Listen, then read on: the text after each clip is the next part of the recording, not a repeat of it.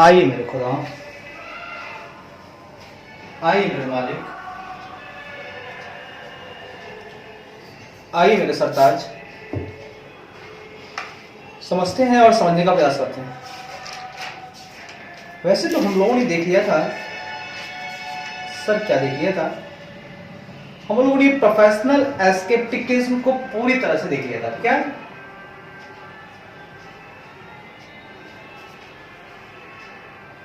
अब हम बात करेंगे दोस्त, आइए मुस्कुराते हुए।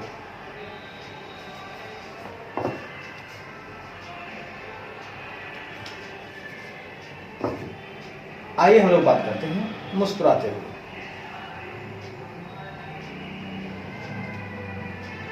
ठीक है,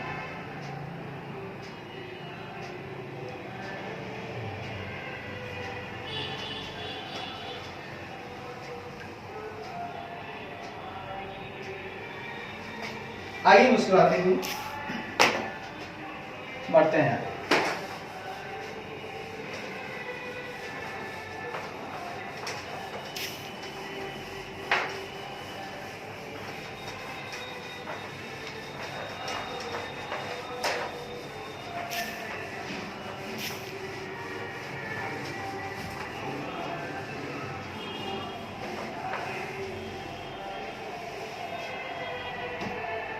कहता है मेरा दोस्त, maintaining professional scepticism throughout the audit is necessary if the auditor is to reduce the risk of। यदि लेखा परीक्षक को जोखिम कम करना है, कहता है, क्या कहता है साहब, कहता है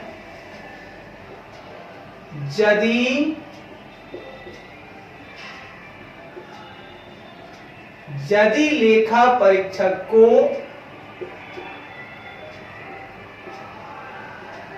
जोखिम कम करना है तो यदि लेखा परीक्षक को जोखिम कम करना है तो थ्रू आउट द ऑडिट, हाँ, तो पूरे लेखा परीक्षा के दौरान,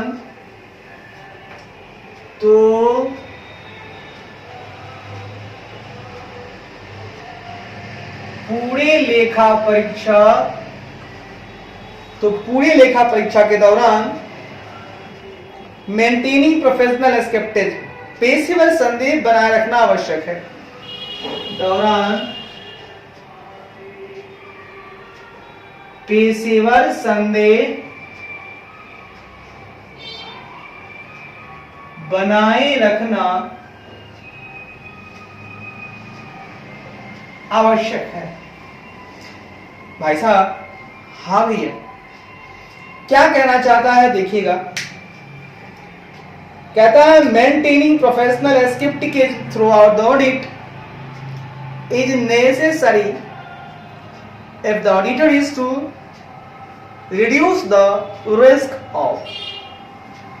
सर बहुत अच्छी बात है, आपका कहना है साहब, आप ये कहना चाहते हो कि यदि लेखा परीक्षक को जोखिम कम करना है, वो चाहता है कि भैया मेरे को जोखिम कम करना है, रिस्क को लो करना है। भैया आप रिस्क को लो करना चाहते हो, कर लो। कैसे होगा सुनो, रिस्क लो तभी होगा, आप चाहते हो भी जोखिम ना मिले, तो आप ना प्रोफेशनल स्केप्टिज्म को बनाए रखिए पूरे ऑडिट के दौरान।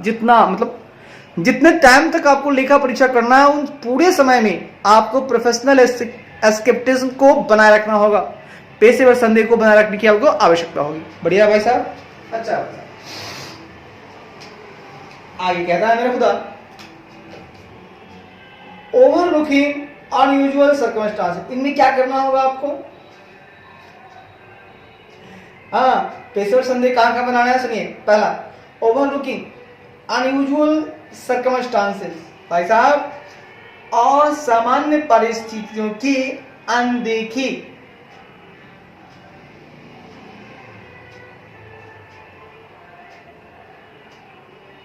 हाँ,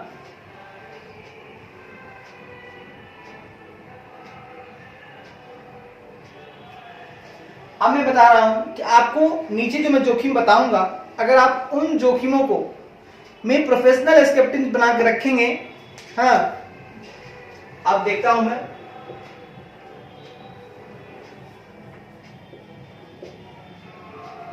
निम्नलिखित जोखिमों में पेशेवर संदेह बनाए रखें, मतलब कि पेशेवर संदेह बनाए रखकर ही आपको काम करना होगा। तो मैं आप बता रहा हूं जोखिम। जोखिम नंबर 1, आपका जोखिम नंबर 1 है, सुनिए, अनयूजुअल सर्कमस्टांसेस, असामान्य परिस्थितियों की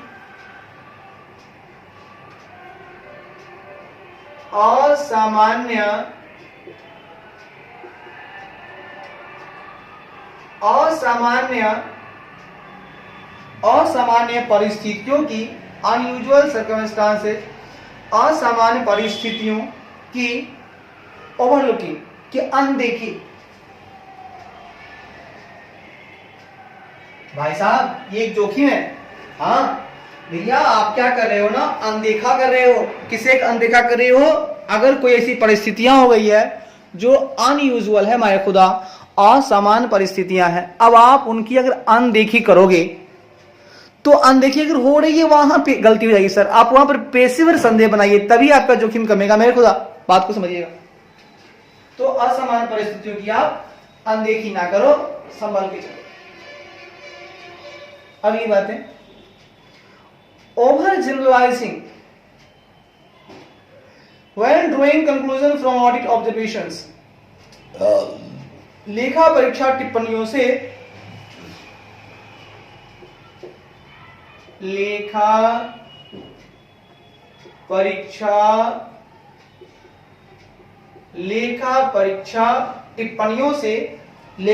टिप्पणियों से ड्रॉइंग कंक्लूजन, निष्कर्ष निकालते समय, ड्रॉइंग मतलब निकालना,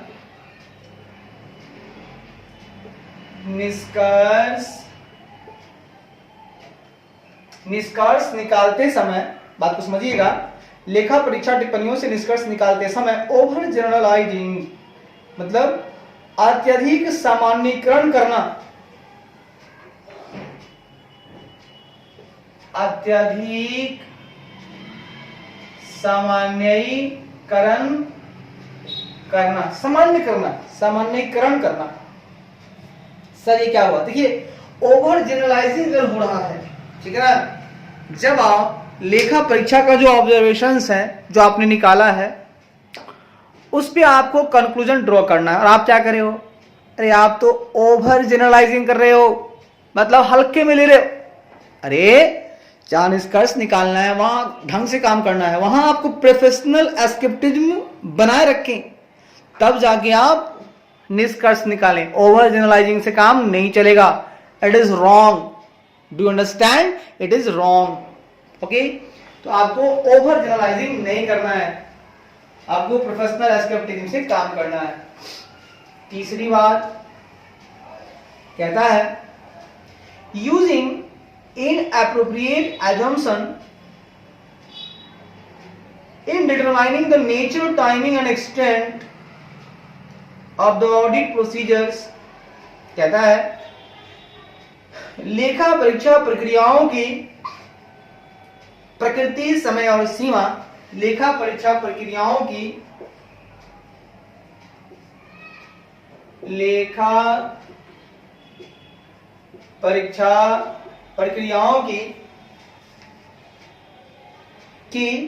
प्रकृति, समय और सीमा की प्रकृति,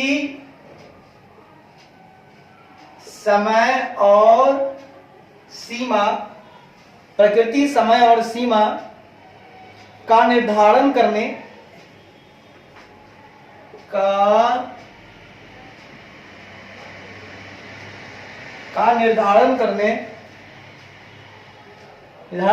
evaluating the results thereof और उसके परिणामों का मूल्यांकन करने, evaluating the results thereof, और उसके परिणामों का मूल्यांकन करने में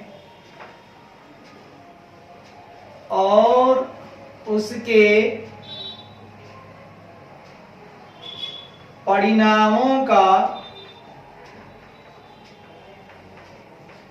परिणामों का मूल्यांकन करने में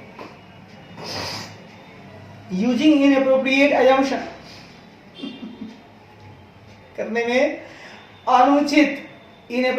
अनुचित मान्यताओं का उपयोग करना, अजम्पशंस, अनुचित मान्यताओं का उपयोग करना में अनुचित मान्यताओं का उपयोग करना। ए बाबू, बात जो तुमने कही है बड़े फतेह की है, इनएप्रोप्रिएट अजम्पशन, भैया इस जगह भी आपको लगाना होगा प्रोफेशनल स्केप्टिज्म। वो क्या रहा है कि जो ऑडिट प्रोसीजर है, उनकी जो नेचर है, उनकी जो टाइम है, उनकी जो एक्सटेंट है, उनको डिटरमाइन करना है, और उसके जो परिणाम है, मतलब जो लेखा परीक्षा प्रक्रिया आप कर रहे हो, जो ऑडिट प्रोसीजर लगा रहे हो, उसके जो परिणाम मिल रहा है, रिजल्ट मिल रहा है, भैया उसका मूल्यांकन होना चाहिए ना, कि आखिर उनके परिणाम जो मिल रहे हैं वो कैसे हैं, किस टाइप के परिणाम मिल रहे हैं। तो लेखा परीक्षा प्रक्रियाओं की प्रकृति, समय और सीमा का निर्धारण करने और उसके परिणामों का मूल्यांकन करने, उसके रिजल्ट को, है ना, उसके रिजल्ट को इवैल्यूएट करना, उसके परिणामों का मूल्यांकन करने में आपको अनुचित मान्यताओं का उपयोग हो रहा है, इनएप्रोप्रिएट अजम्पशन का यूज हो रहा है। अरे बाप रे बाप, जब अनुचित मान्यताओं का उपयोग हो रहा है मतलब खतरा है भाई साहब, यहाँ पे बहुत बड़ा खतरा है, डेंजर पॉइंट यहाँ पे उत्पन्न हो रहा है। तो आपको इस समय क्या करना है, अनुचित मान्यता का उपयोग नहीं करना है, बल्कि आपको प्रोफेशनल स्केप्टिज्म से काम करना है कि जो उचित हो, जो सही हो, आप वो सारे चीज लगाइए। नेचर को करने में टाइम को मतलब हिसाब से कीजिए कि क्या नेचर है उसका, आप जानकारी अच्छे से लीजिए, है ना, कि जो हम ऑडिट प्रोसीजर लगा रहे हैं उसका नेचर कैसा होगा, उसकी टाइमिंग कितने टाइम तक लगानी होगी, क्या सीमा होगा, कहाँ तक करना है, तो ये सब ढंग से कीजिए। इसको निर्धारण करते समय प्रोफेशनल स्केप्टिज्म माइंड में रखिए। तो मैंने 3 बातें बताई हैं कि लेखा परीक्षा का अगर आपको जोखिम कम करना चाहते हो आप, अगर तो पूरी लेखा परीक्षा के दौरान आप पेशेवर संदेह बनाए रखने का आपको जरूरत है। अब बात मैं कहूंगा कि निम्नलिखित जोखिमों में पेशेवर संदेह बनाए रखना, मतलब ये जोखिम है वहां पेशेवर संदेह, जैसे मान लीजिए असामान्य परिस्थितियां आ रही हैं, अनयूजुअल सर्कमस्टांसेस, जब वहां पे अनदेखी हो रहा है, ठीक है, कोई ओवरलुकिंग हो रहा है, तो आप उस पर प्रोफेशनल स्केप्टिज्म से काम लीजिए, नहीं अनदेखी नहीं करना है। आगे लेखा परीक्षा टिप्पणियों से निष्कर्ष निकालते समय आपको अत्यधिक सामान्यीकरण नहीं, ओवर जनरलाइजिंग मत कीजिए, प्रोफेशनल स्केप्टिज्म से ही आप काम कीजिए और निष्कर्ष निकालिए, है ना। और लास्ट में कहता है कि लेखा परीक्षा प्रक्रिया की जो प्रकृति होगी वहाँ या समय या सीमा निकालते समय आपको प्रोफेशनल स्केप्टिज्म का सहारा लेना होगा, और अगर उसके परिणाम होते हैं, प्रक्रिया जो आप लगाते हो लेखा परीक्षा प्रक्रिया जो परिणाम होते हैं, उस परिणाम का भी अगर मूल्यांकन करना है तो आप प्रोफेशनल स्केप्टिज्म से काम कीजिए। और अनुचित मान्यताओं का उपयोग कर रहे हो मत करो, यहाँ पर अनुचित मान्यता का उपयोग हो रहा है मत करो, प्रोफेशनल स्केप्टिज्म लगाओ, जो जैसी मान्यता चाहिए वैसा अजम्पशन लगाओ, ठीक है सर, लगा देंगे। अब आगे कहता है professional scepticism is necessary to the critical assessment of audit evidence. कहता है लेखा परीक्षा साक्ष्य के आलोचनात्मक मूल्यांकन के लिए, लेखा परीक्षा साक्ष्य के लेखा परीक्षा साक्ष्य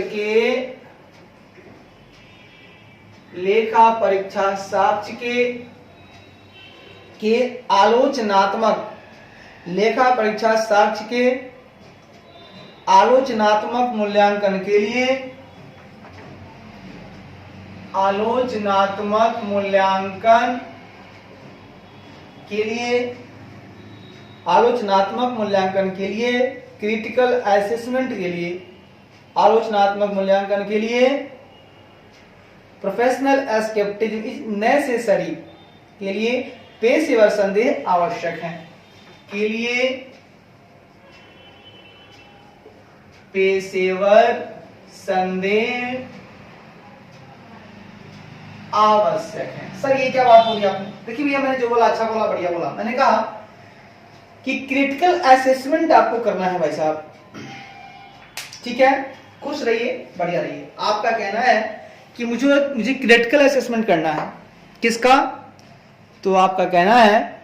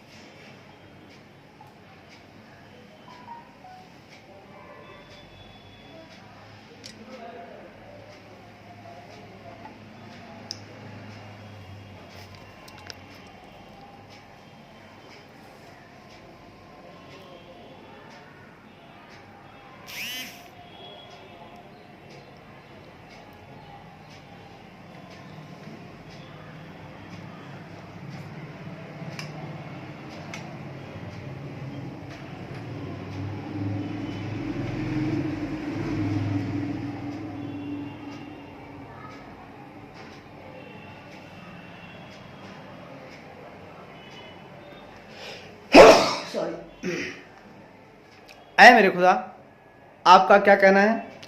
तो आपका कहना है मेरे खुदा की लेखा परीक्षा साक्ष्य जो है उसके क्रिटिकल असेसमेंट आप करना चाहते हो, ऑडिट एविडेंस की करो ना।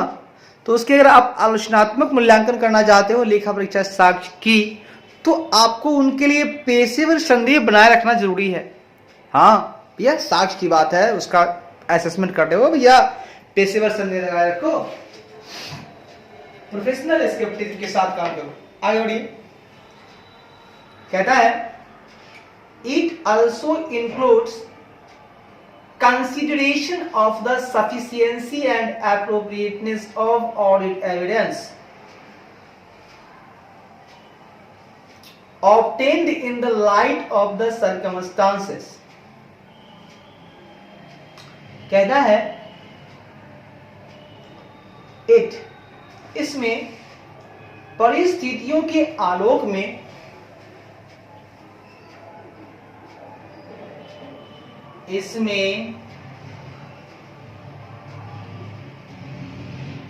परिस्थितियों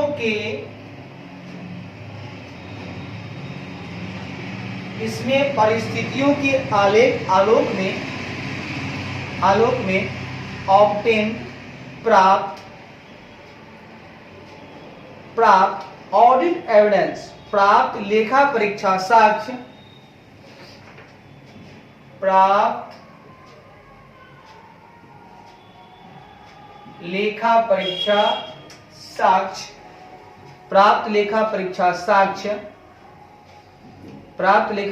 साक्ष्य की सफिशिएंसी एंड एप्रोप्रिएटनेस है ना। सफिशिएंट एंड एप्रोप्रिएट मतलब सफिशिएंट मतलब पर्याप्तता, एप्रोप्रिएट उपयुक्तता। तो साक्ष्य की पर्याप्तता और उपयुक्तता, साक्ष्य की पर्याप्तता तथा उपयुक्तता, सफिशिएंसी एंड एप्रोप्रिएटनेस, साक्ष्य की पर्याप्तता उपयुक्तता है ना। कंसिडरेशन ऑन कहता है कंसिडरेशन ऑफ है ना, मतलब पर, तो उपयुक्तता पर विचार इंक्लूड, विचार करना भी शामिल है। उपयुक्तता पर विचार करना भी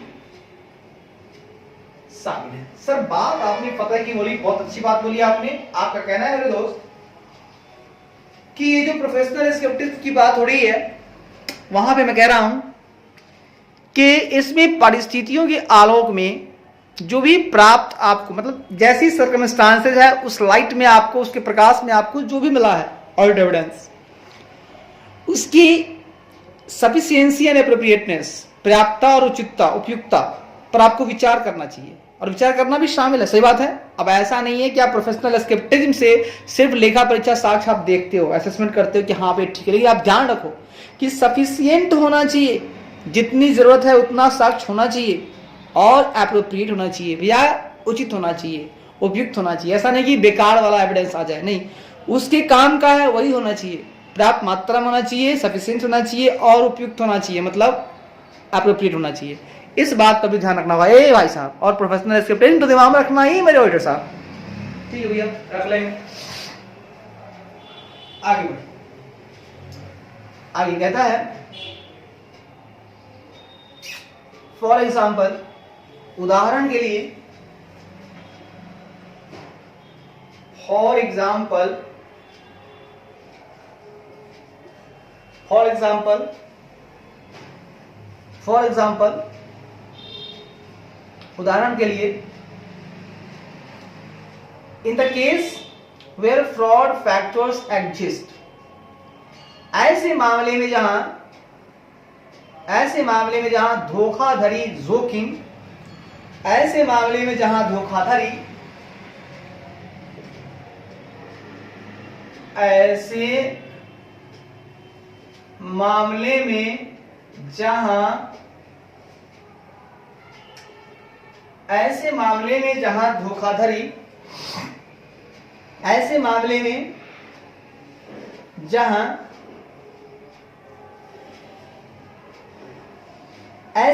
में जहां धोखाधड़ी,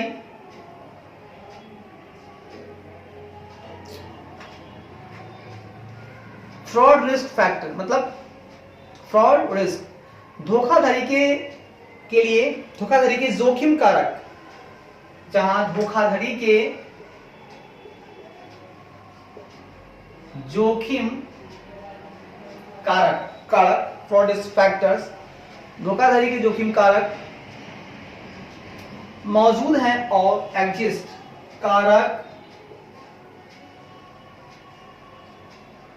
मौजूद हैं और एग्जिस्ट कर रहे हैं, और ए सिंगल डॉक्यूमेंट, और एक एकल दस्तावेज, और एक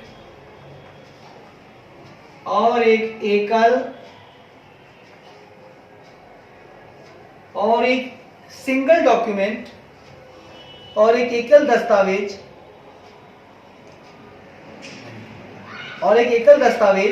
ए सिंगल डॉक्यूमेंट और एक एकल दस्तावेज, ऑफ ए नेचर दैट, ऐसी प्रकृति का दस्तावेज,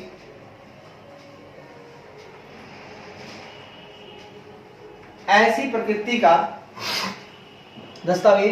प्रकृति का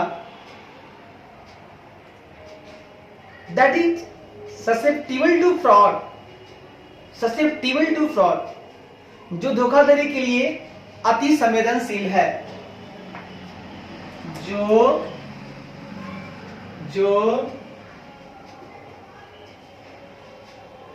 धोखाधड़ी के लिए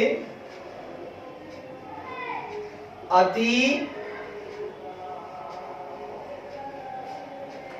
ससेप्टिबल है,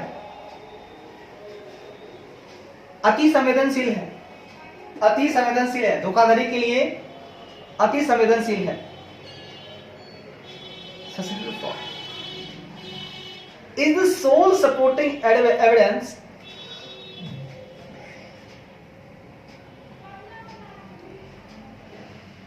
for a material financial statement amount। ठीक है,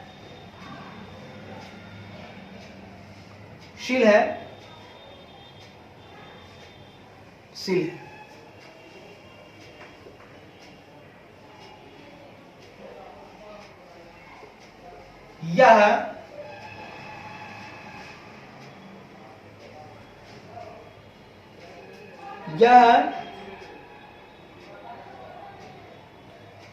यह मटेरियल वित्तीय विवरण राशि के लिए यह एक महत्वपूर्ण मटेरियल फाइनेंशियल स्टेटमेंट राशि या महत्वपूर्ण वित्तीय विवरण राशि या महत्वपूर्ण वित्तीय विवरण राशि के लिए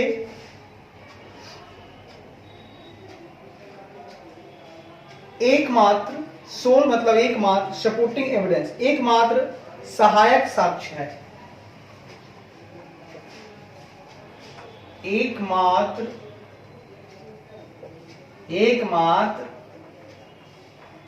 सहायक साक्ष्य है।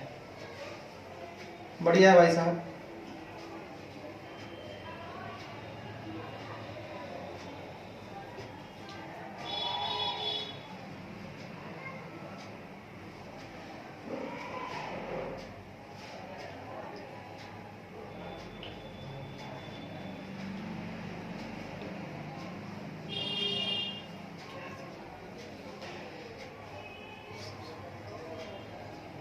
मैंने कहा भाई साहब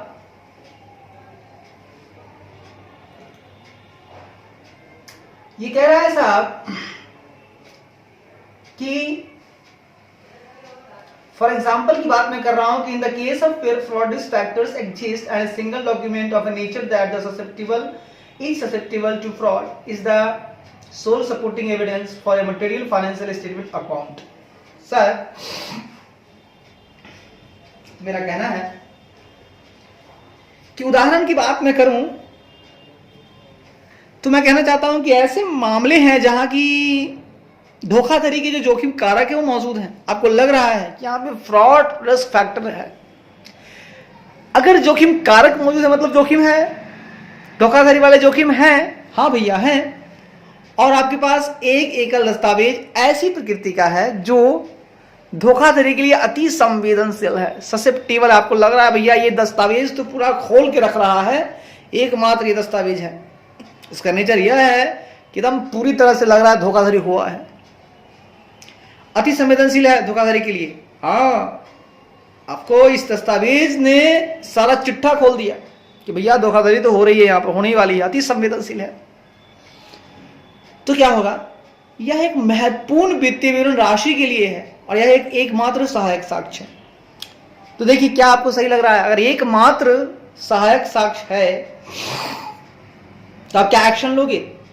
मतलब मेरा कहना है कि सफिशिएंट होना चाहिए, एप्रोप्रिएट होना चाहिए। अगर एप्रोप्रिएट है तो चलेगा, अगर अति संवेदनशील है और आप बोल रहे हो कि वित्तीय विवरण राशि के लिए बड़ा ही मटीरियल है, एक महत्वपूर्ण वित्तीय विवरण राशि है और यह एकमात्र सहायक साक्ष्य है, अरे बाप रे, एकमात्र ये आपको सपोर्टिंग डॉक्यूमेंट है।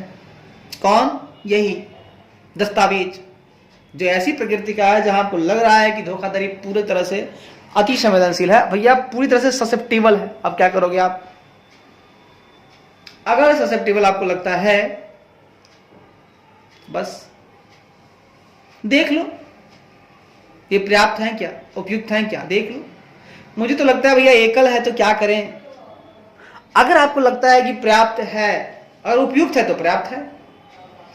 अरे भैया हमको 10 नहीं चाहिए, अगर एक ही है और उसमें पूरा अति संवेदनशील है तब तो हम उठा लेंगे, हम बोलेंगे भैया हुआ है धोखाधड़ी, लिख दो, आप दो जवाब कि भैया धोखाधड़ी के कारण यहाँ पर जोखिम हुआ है जोखिम उत्पन्न होने का चांस मैंने जब दिख गया यहाँ है जोखिम। तो सवाल है, ये सवाल है आगे कहता है the auditor may accept records and documents and genuine. लेखा परीक्षक अभिलेखों और दस्तावेजों, लेखा परीक्षक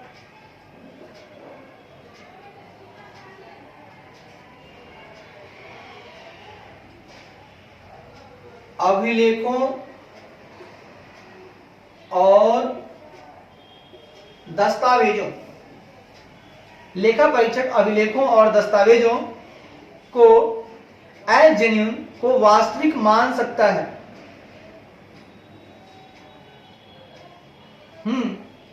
एक्सेप्ट एज जेन्युइन,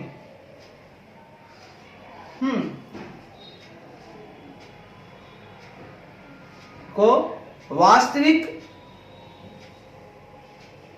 वास्तविक मान सकता है। दस्तावेजों को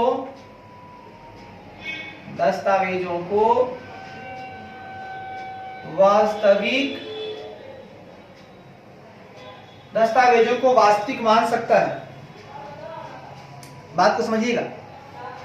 ये कहता है कि लेखा परीक्षक जो है वो रिकॉर्ड्स को, डॉक्यूमेंट्स को वास्तविक मान सकती है वास्तविक। वास्तविक बोले तो जेन्युइन, अनलेस, जब तक कि, अनलेस का मतलब जब तक कि auditor has reason to believe the contrary, जब तक लेखा परीक्षक के पास इसके विपरीत, जब तक कि लेखा परीक्षक के पास,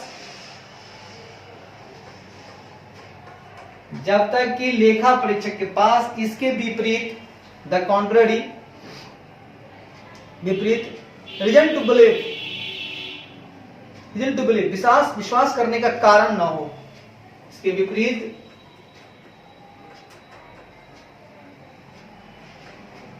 विश्वास करने का कारण ना हो, विश्वास करने का कारण ना हो, इसके विपरीत विश्वास करने का कारण ना हो। It's contrary, reason to believe, already reason to believe the contrary, जब तक कि लेखा परीक्षक के पास इसके विपरीत विश्वास करने का कारण ना हो। सर बहुत अच्छी बात बोली आपने, बहुत मस्त बात बोली, बढ़िया बात बोली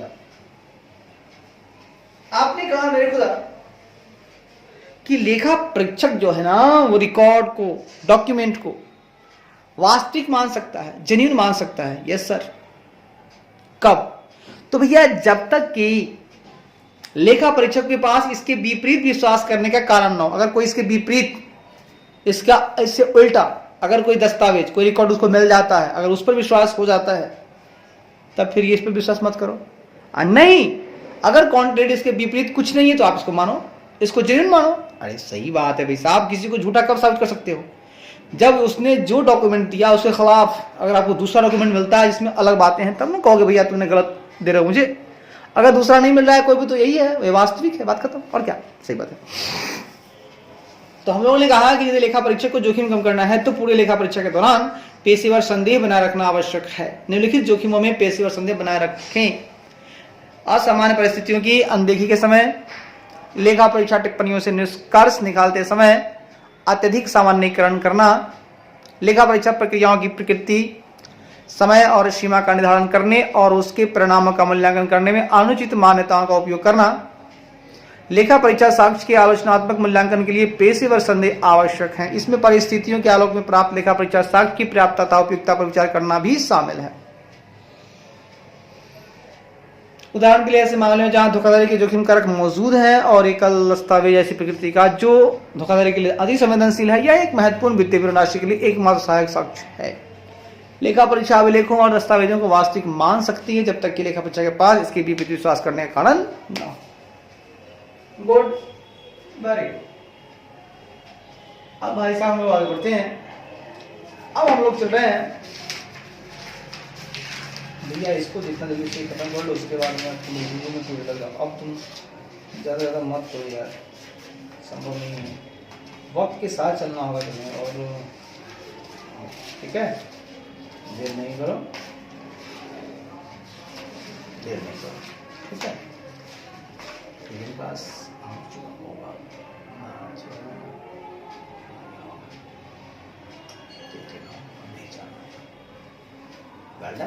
well done Mahesh, well done. आगे कहता है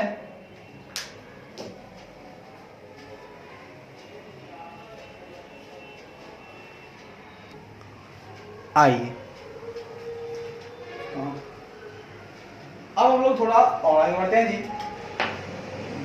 कहता है नेवरदिलेस, मतलब होता है फिर भी, नेवरदिलेस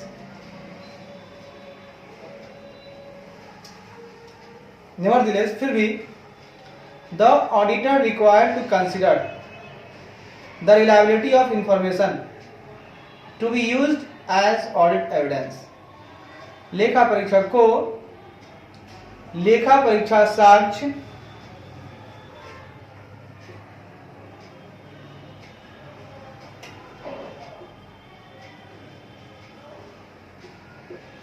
लेखा परीक्षक को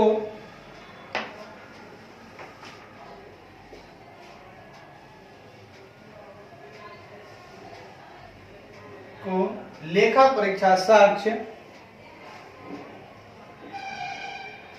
फिर भी लेखा परीक्षक को लेखा परीक्षा साक्ष्य के रूप में लेखा परीक्षा साक्ष्य के रूप में लेखा परीक्षा साक्ष्य के रूप में यूज्ड एज ऑडिट एविडेंस, लेखा परीक्षा साक्ष्य के रूप में उपयोग की जाने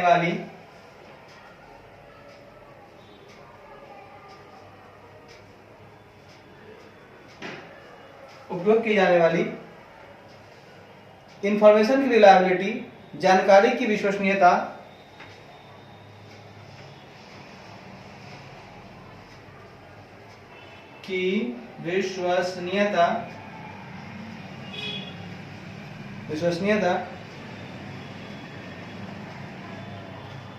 रिक्वायर्ड टू कंसीडर, पर विचार करना आवश्यक है, पर विचार करना आवश्यक है। Nevertheless, the auditor is required to consider the reliability of information to be used as audit evidence.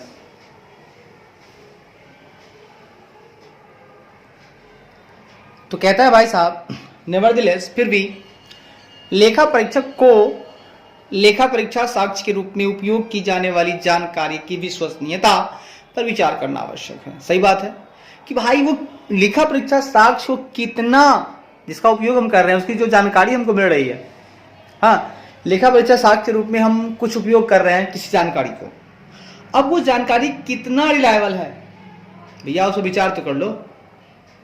बिना विचार किए करोगे गलत कराया जाओगी। तो लेखा परीक्षा साक्ष्य के रूप में जो भी उपयोग कर रहे हो आप जानकारी, उसकी विश्वसनीयता पर आपको विचार करना आवश्यक है। आगे कहता है, in cases of doubt about the reliability of information, जानकारी की विश्वसनीयता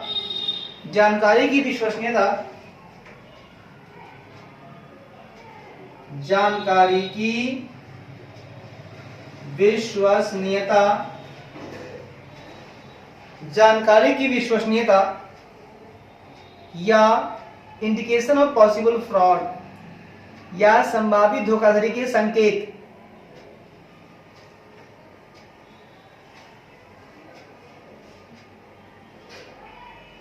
संभावित धोखाधड़ी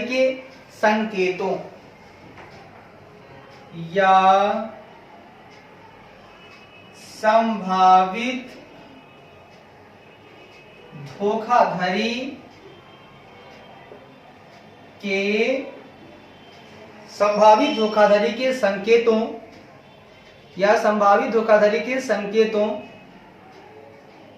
के बारे में, डाउट के बारे में, संदेह के मामले में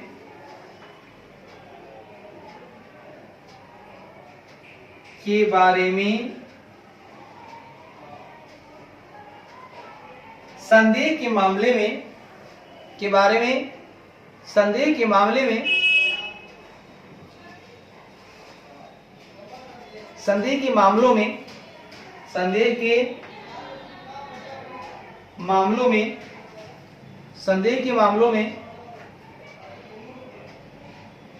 ऐसे रिक्वायर दैट, ऐसे की आवश्यकता होती है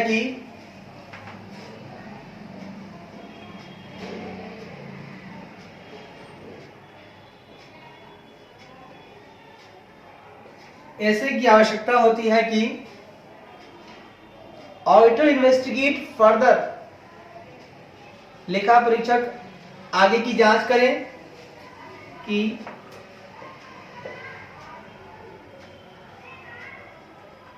लेखा परीक्षक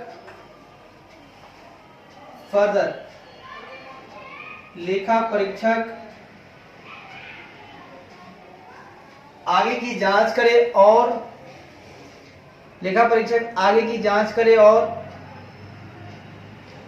डिटरमाइन यह निर्धारित करे कि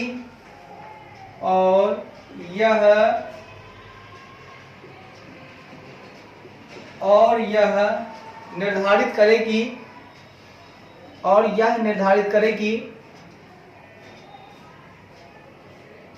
what modification or addition to audit procedure are necessary to resolve the matter.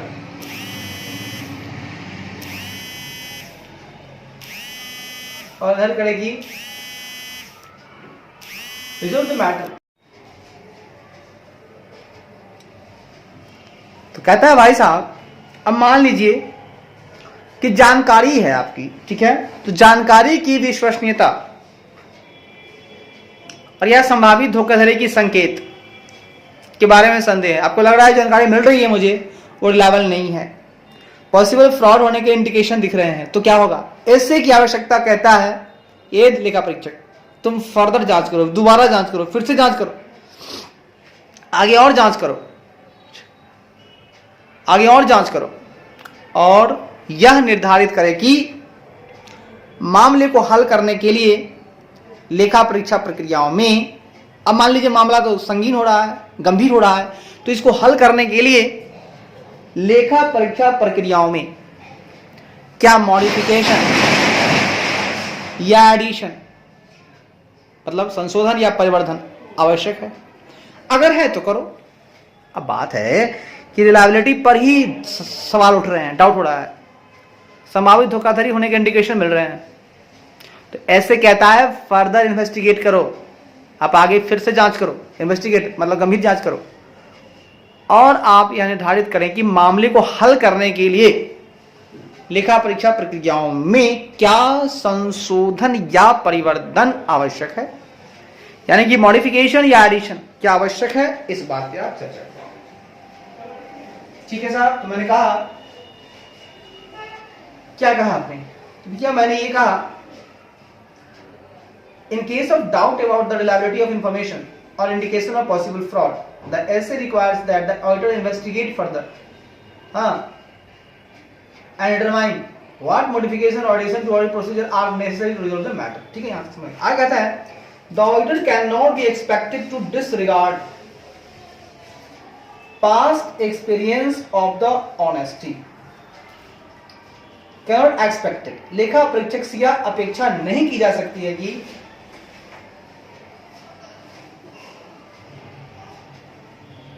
लेखा परीक्षक से यह अपेक्षा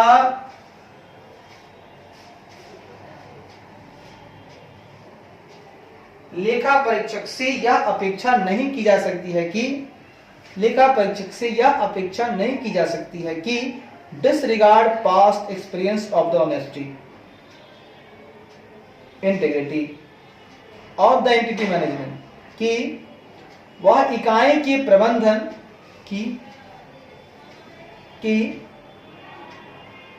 वह इकाई के प्रबंधन की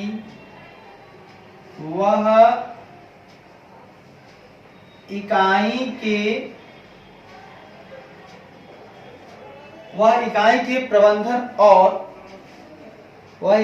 प्रबंधन और दो चार्ज विथ गवर्नेंस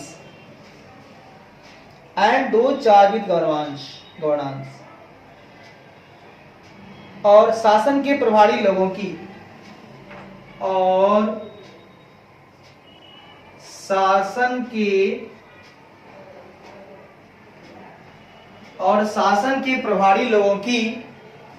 शासन के प्रभारी लोगों की ऑनेस्टी एंड इंटीग्रिटी, ईमानदारी और सत्यनिष्ठा,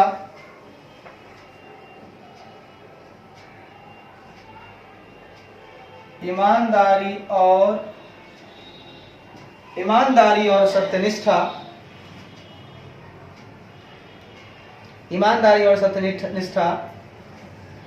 के पास्ट एक्सपीरियंस के पिछले अनुभव की सत्यनिष्ठा के पिछले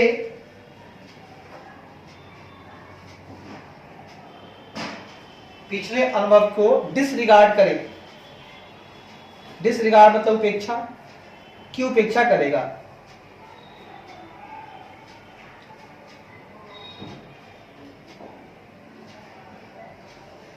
ठीक है,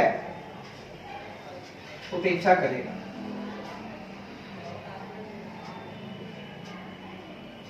सर ये क्या बात हुई? उपेक्षा करेगा, उपेक्षा करेगा, डिसरिगार्ड। आइए बात करते हैं। कहता है the auditor can not be expected to disregard past experience of the honesty and integrity of the entities management and those charge with governance. कहता है भाई साहब, लेखा परीक्षक से यह अपेक्षा नहीं की जा सकती है कि लेखा परीक्षक से यह अपेक्षा नहीं की जा सकती है कि वह इकाई की प्रबंधन और शासन के प्रभारी लोगों की ईमानदारी और सत्यनिष्ठा के पिछले अनुभव को डिसरिगार्ड करे, उपेक्षा करे। हाँ, अनुभव की उपेक्षा करे, या मैं नहीं कहूंगा, आपसे अपेक्षा नहीं की जा सकती। हाँ, कि वह इकाई के प्रबंधन और शासन के भाई लोगों की ईमानदारी और सत्यनिष्ठा के पिछले अनुभव की उपेक्षा करे। भैया आप उपेक्षा ना करो, अगर पिछला अनुभव आपको अच्छा मिला है तो इस बार भी अच्छा ही मिलेगा। ध्यान रहे, बंदा वही है तो ध्यान रखिए आप। ठीक है, ध्यान रखेंगे। आगे कहता है नेवरदिलेस, फिर भी नेवरदिलेस, फिर भी ए बिलीव दैट, यह विश्वास की, ए बिलीव दैट, यह विश्वास की management and those charge with governance, प्रबंधन और शासन के प्रभारी लोग, प्रबंधन और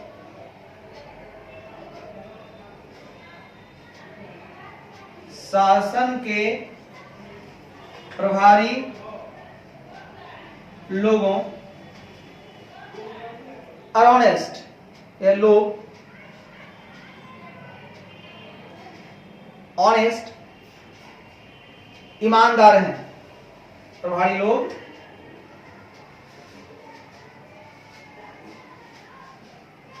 ईमानदार हैं और ऑनेस्ट हैं and have integrity, does not live,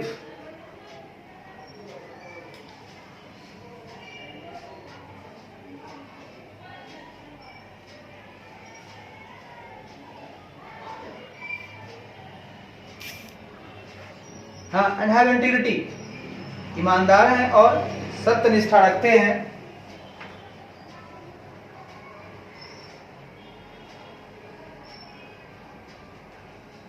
तो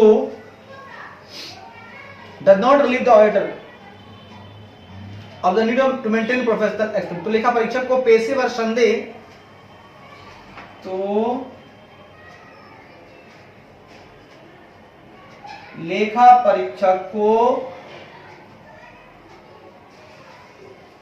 परीक्षक को पेशेवर संदेह बनाए रखने की आवश्यकता से, संदेह बनाए रखने की आवश्यकता से, संदेह बनाए रखने की आवश्यकता से डज नॉट रिलीव, राहत नहीं मिलती है, रिलीफ नहीं मिलता, राहत नहीं मिलती, राहत नहीं मिलती है। भाई साहब क्या बात की आपने, बताएंगे जरा सा। हमने क्या बातें की वो आप सुने और समझने का प्रयास करें। मैंने कहा मेरे खुदा कि nevertheless I believe that management and those charged with governance are honest and have integrity, does not relieve the auditor of the need to maintain professional accounting। Sir बात बहुत अच्छी है। माना कि जो प्रबंधन है और शासन के प्रभारी लोग हैं, हमें विश्वास है, उन पर विश्वास है कि वो ईमानदार हैं, या विश्वास हो कि प्रबंधन और शासन के प्रभारी जो लोग हैं वो ईमानदार हैं और सत्यनिष्ठा रखते हैं, फिर भी लेखा परीक्षक को पेशेवर संदेह बनाए रखने की आवश्यकता से राहत नहीं मिलती है। भैया आप प्रोफेशनल स्क्रिप्टिंग बनाए रखो, माना कि प्रबंधन TCWG बहुत अच्छे आदमी ईमानदार है, तो क्या करोगे तुम? क्या करोगे? हल्के में ले लोगे? नहीं, तुम अपनी ड्यूटी निभाओ। अगर वो ईमानदार है तो बच जाएंगे, और कहीं त्रुटि मिल गई तो आप फंसा लो उसको। तो सवाल है कि आप अपना कर्तव्य से विमुख ना हो, आप बनाए रखें अपना प्रोफेशनल स्क्रिप्टिंग, बाकी छोड़ दीजिए। विश्वासी आदमी ईमानदार है तो कोई दिक्कत वाली बात नहीं। चलिए ठीक है, तो इस तरह से हम लोगों ने इस बात को देख लिया। अब कुछ बात करेंगे टेस्ट करके, ठीक है? कुछ हम लोग टेस्ट बात करेंगे, अच्छा है ना? हम लोग कुछ टेस्ट बातें करेंगे, हल्की फुल्की प्यारी बातें करेंगे। आप लोगों का मैं रोक करके इन सारी बातों को लिख लेना, क्योंकि ये मौका बार बार नहीं मिलेगा। बहुत अच्छी तरीके से एक अच्छे सिद्धांत, एक अच्छे पैटर्न पे हम लोग चल रहे हैं। ये तरीका मेरा खुद का है, हमने इसे इजाद किया है। मैं नहीं मानता हूं कि ICAI के कितने द्वारा प्रोडक्ट किए हुए जो भी उनका प्रोडक्शन है, जितने भी CA हैं, मैं नहीं समझता हूं कि उन्होंने इस तरह से पढ़ाया होगा। आप मुझे टीचर बोले, ट्यूटर बोले, भाई बोले, जो कहना है कहें, गुरु कहें, लेकिन मैंने जो किया है आपको ये अलग चीजें हैं। ये आज तक किसी ने नहीं दिया। इतनी मेहनत करने की हिम्मत जुटा ही नहीं पाया लोगों ने। लोगों ने क्या किया? सिर्फ मुंह से हिंदी बोला। बेटे हिंदी बोलना ठीक है, पर लिखो तो। लिखने के बाद ही मटेरियल तैयार होगा ना। मेरे पास मतलब किसी को देने के लिए सामान तो होना चाहिए। सामान रहेगा तभी तो कॉपी में देंगे। कॉपी में क्या देंगे? बोलने वाली बातें रह जाती हैं, आधी बातें दिमाग में, आधी बातें कहीं और। इसलिए राइटिंग के पास है, मेरे पास राइटिंग में है, इसको कॉपी में आप लिखेंगे, ये आपके लिए रामबाण साबित होगा। आइए थोड़ा और आगे बढ़ते हैं जी।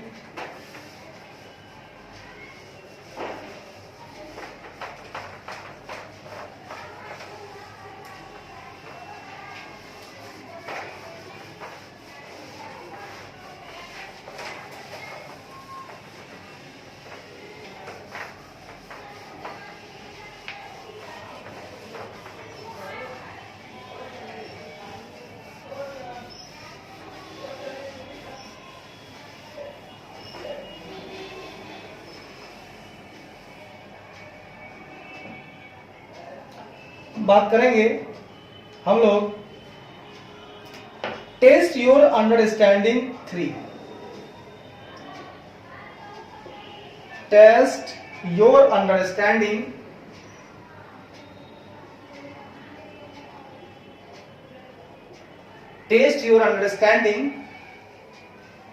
तीसरा पॉइंट देख रहे हैं हम लोग। इसमें कहता है अपनी समझ का परीक्षण करें। अपनी समझ का जांच करें या परीक्षण करें। आपने जो कुछ समझा थोड़ा परीक्षण करके देख। आइए ना देखते हैं, बताइए क्या करना है। कहता है मेरे खुदा, क्या कहता है सर? कहता है मेरे दोस्त, CA Raman Gupta is offered appointment as auditor of a company. कहता है CA रमन गुप्ता को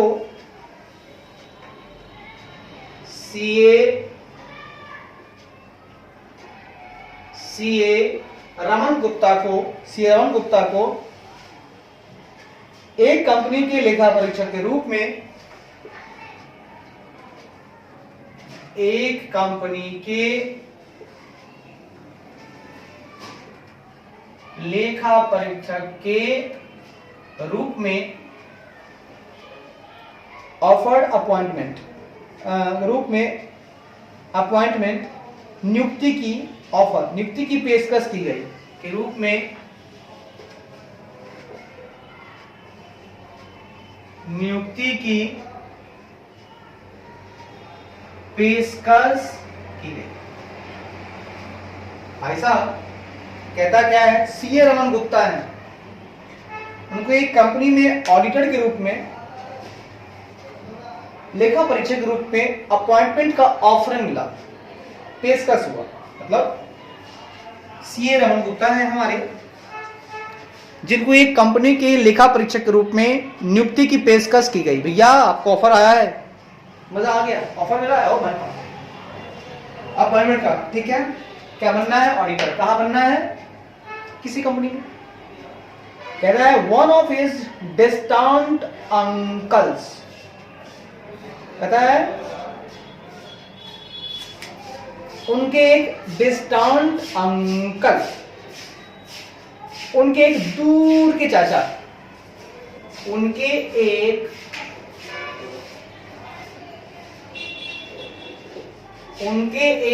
दूर के चाचा had some shares in same company, उनके चाचा के पास उसी कंपनी में, दूर के चाचा के पास, दूर के चाचा के पास उसी कंपनी में, सेम कंपनी में सम शेयर्स, उसी कंपनी में कुछ शेयर थे, में कुछ शेयर थे। बढ़िया है।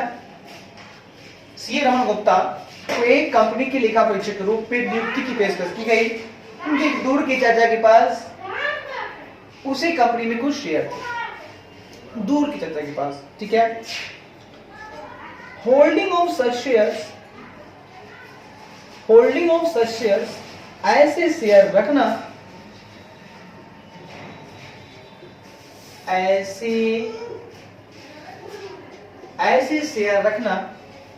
शेयर रखना by a distant relative is not prohibited under provisions of law, nor does it affect his independence. ऐसे शेयर रखना कानून के प्रावधानों के तहत निषिद्ध नहीं है। ऐसे शेयर रखना कानून के प्रावधानों के तहत, कानून के प्रावधानों के तहत नॉट प्रोहिबिटेड, निषिद्ध नहीं है, के तहत निषिद्ध नहीं है, नॉर, और न ही उसकी स्वतंत्रता, और न ही उसकी स्वतंत्रता,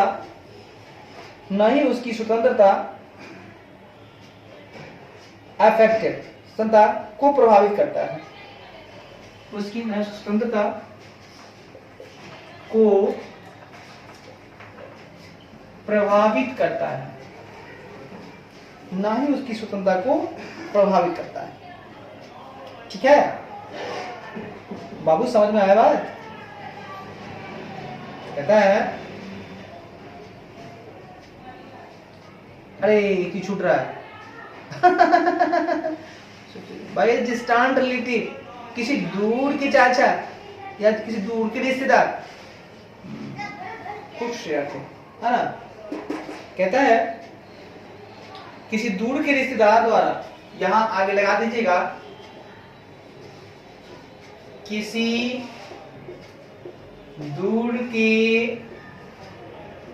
रिश्तेदार द्वारा, ये इसी में एडेड है, ठीक है, यहां से आगे बढ़िएगा। सर क्या बात हुई, बताओगे क्या? हाँ जरूर बताएंगे। मैंने कहा मेरे खुदा कि holding of such shares by distant relative is not prohibited under provisions of law, nor does it affect his independence. मैंने कहा holding of such shares by a distant relative is not prohibited under provisions of law, not does it affect his independence. Sir क्या बात है, मैंने कहा ये जो दूर के चाचा है ना, तो किसी दूर के जो रिश्तेदार हैं उनके द्वारा जो ऐसे शेयर रखा जा रहा है वो कानून की प्रावधानों के तहत, लॉ की प्रोविजन के तहत निश्चित नहीं है, प्रोहिबिटेड नहीं है, और रख सकता है। हाँ, शेयर रख सकता है, और ना ही उसकी स्वतंत्रता को प्रभावित करता है। ठीक है, हाँ, इससे उसकी स्वतंत्रता भी अफेक्टेड नहीं हो रही है, मतलब वो स्वतंत्रता से काम कर रहा है। मतलब सी रमन साहब, अगर आपके रिश्तेदार जो वहां काम कर रहे हैं उन्होंने जो शेयर रखा है वहां पर कुछ कंपनी में, जिस कंपनी के आप ऑडिटर बन रहे हो, नियुक्ति का पेशकश मिला है, तो अगर वहां रखा हुआ है तो कानून के प्रावधानों के तहत प्रोहिबिटेड भी नहीं है, और ना ही आपको आपकी स्वतंत्रता इससे अफेक्टेड हो रही है। तो अच्छी बात है, बहुत बढ़िया बात है, रखो शेयर। तो कहता है before he could accept appointment, इससे पहले कि वह नियुक्ति स्वीकार कर पाते, इससे पहले कि वे नियुक्ति स्वीकार कर पाते, इससे पहले कि वह नियुक्ति स्वीकार कर पाते, नियुक्ति, before he could accept appointment, before he could accept appointment, इससे पहले कि वह नियुक्ति स्वीकार कर पाते। He received unfortunate news of death of his uncle. उन्हें अपने चाचा की मृत्यु की, उन्हें अपने चाचा की मृत्यु की, अपने चाचा की मृत्यु की, डेथ ऑफ हिज अंकल, चाचा की मृत्यु की, अनफॉर्चुनेट न्यूज, की दुर्भाग्यपूर्ण खबर मिली, दुर्भाग्यपूर्ण खबर मिली। भाई साहब क्या मिला? मृत्यु की दुर्भाग्यपूर्ण खबर मिली। Oh my God, who had died without any children, जिनका बिना किसी संतान के, oh my God, who had died without any children, oh my God, जिनका बिना किसी संतान के,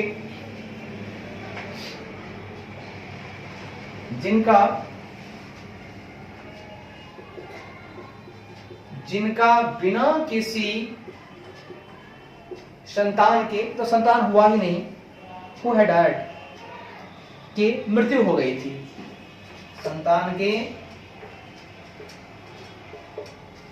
मृत्यु हो गई थी।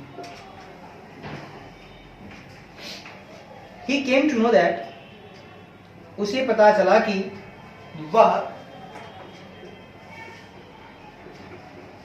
उसे पता चला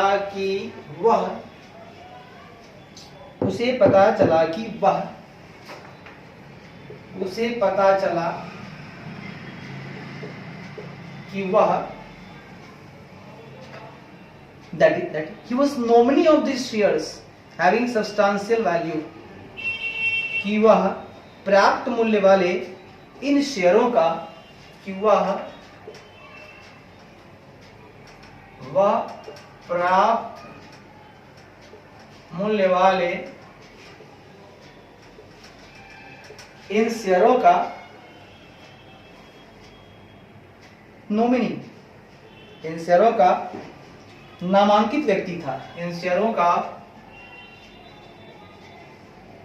नामांकित व्यक्ति था। ठीक है, इन शेयरों का नामांकित व्यक्ति था।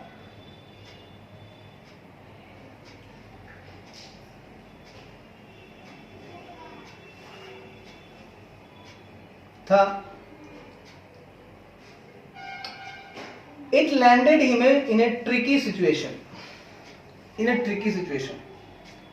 इसने उसे लैंडेड कर दिया, landed. It landed in a tricky situation, इसने उसे एक पेचीदा स्थिति में डाल दिया। इसने उसे एक पेचीदा स्थिति में डाल दिया। भैया ये तो ट्रिकी सिचुएशन में डाल दिया। What should be proper course of action for him? उसके लिए उचित कार्यवाही, प्रॉपर कोर्स ऑफ एक्शन, उसके लिए उचित कार्यवाही क्या होनी चाहिए?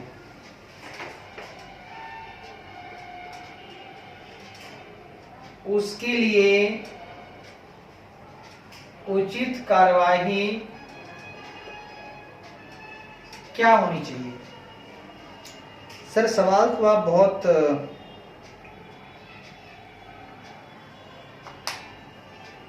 गजब की बात की आपने। उसे क्या करना चाहिए? देखिए उसे सेफगार्ड लगाना चाहिए। अब वो स्वतंत्र नहीं रह पाएगा। पहला बात कि जैसे ही उसका शेयर वो ले लिया,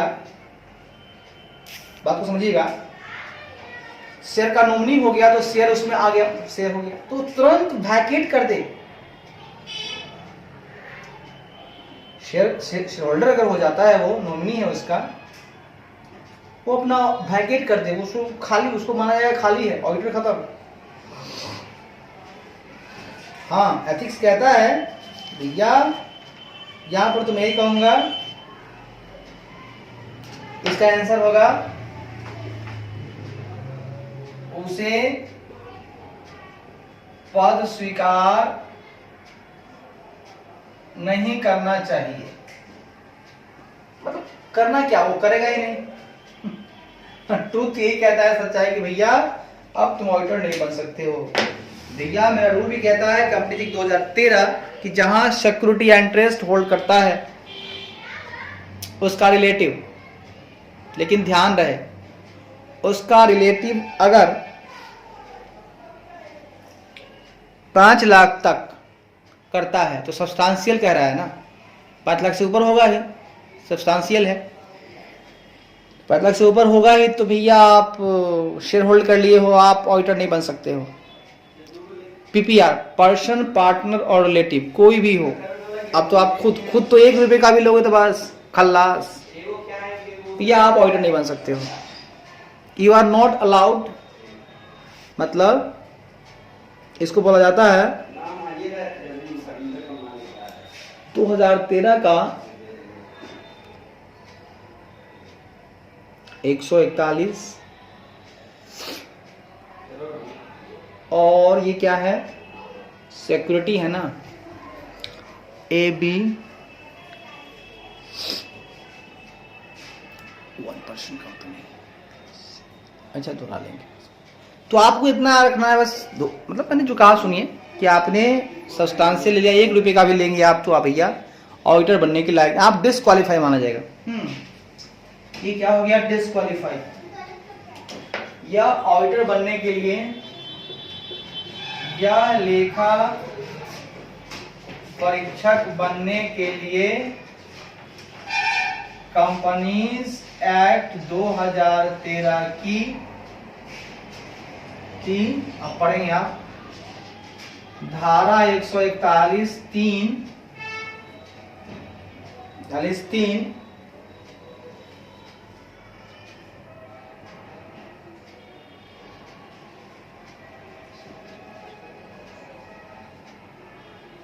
डी होना चाहिए मेरे हिसाब से।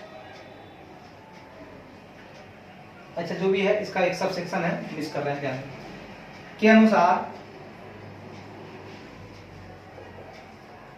1 रुपए का भी शेयर वह उसी कंपनी में रखता है जिसका वह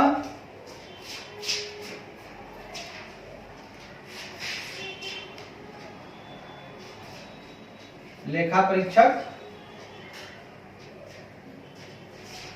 बनने वाला है तो वह डिस्क्वालीफाई माना जाएगा। बाबू तुम हो गए डिस्क्वालीफाई। आई बात समझ में? तुम हो गया डिस्क्वालीफाई। तो याद रखना, ये मत कहना कि मैं हूं क्वालीफाई, ठीक है? तो ध्यान रखिए, हिसाब से चलिए, ऐसा काम मत कीजिए जिससे आप डिस्क्वालीफाई हो जाओ, है कि नहीं? हाँ भाई साहब, हाँ। आइए मेरे खुदा थोड़ा और आगे बढ़ते हैं। इसी बात पर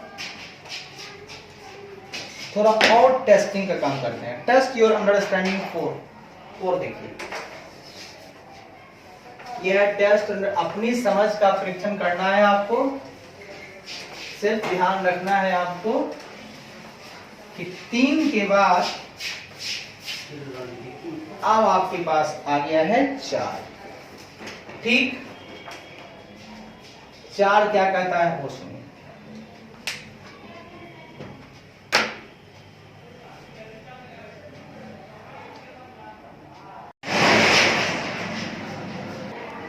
आई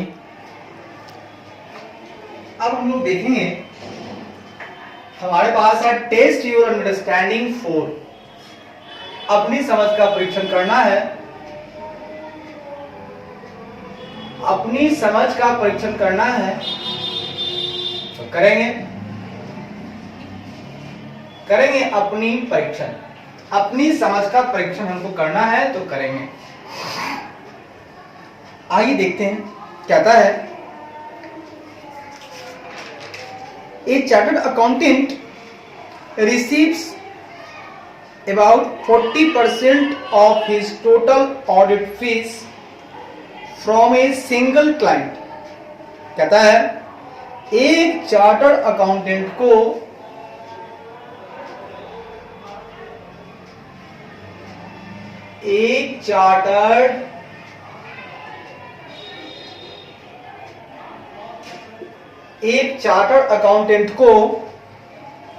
एक चार्टर्ड अकाउंटेंट को ठीक है, एक चार्टर्ड अकाउंटेंट को receives about 40% of his total audit fees from a single client। मतलब एक चार्टर्ड अकाउंटेंट को, है ना, अपनी कुल ऑडिट फीस का,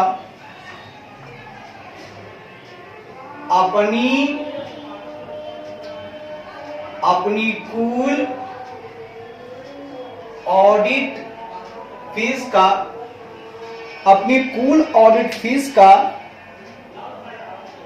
लगभग 40% फीस का लगभग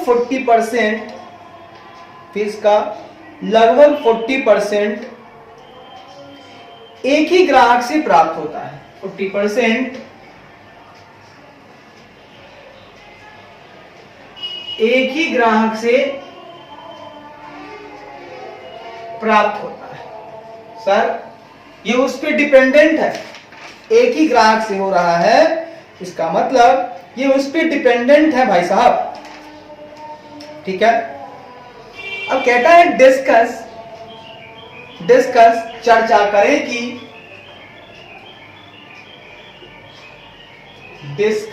यानी चर्चा करें कि how it could affect independence of chartered accountant as auditor of this client। कैसे प्रभावित हो रहा है इंडिपेंडेंस चार्टर्ड अकाउंटेंट का as a auditor of this client. चर्चा करें कि यह इस ग्राहक के लेखा परीक्षक,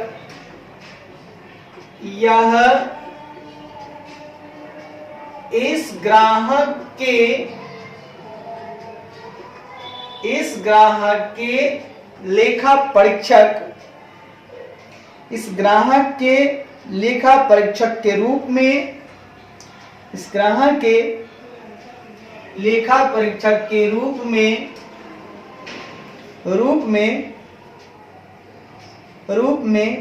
चार्टर्ड अकाउंटेंट की स्वतंत्रता, चार्टर्ड अकाउंटेंट की स्वतंत्रता हाउ इट कुड अफेक्ट, को कैसे प्रभावित कर सकता है, स्वतंत्रता को कैसे प्रभावित कर सकता है। सर इसकी स्वतंत्रता प्रभावित होगी, ठीक है ना, इसकी स्वतंत्रता प्रभावित होगी। क्यों होगी तो सुनिए, इसमें हो क्या रहा है, ये डिपेंडेंट है उस पे।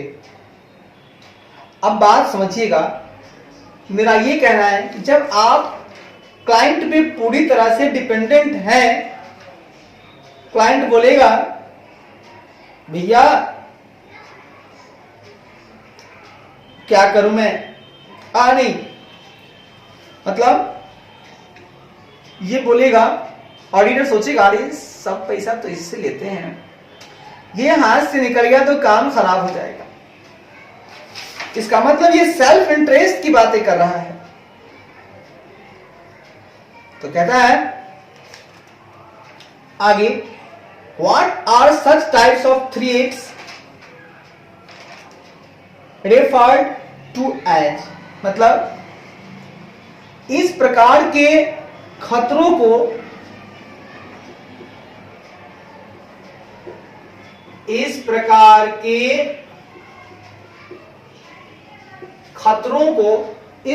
के खतरों को क्या कहा जाता है, इस प्रकार के खतरों को क्या कहा जाता है। मैं कह रहा हूं कि इस प्रकार के खतरों को क्या कहा जाता है।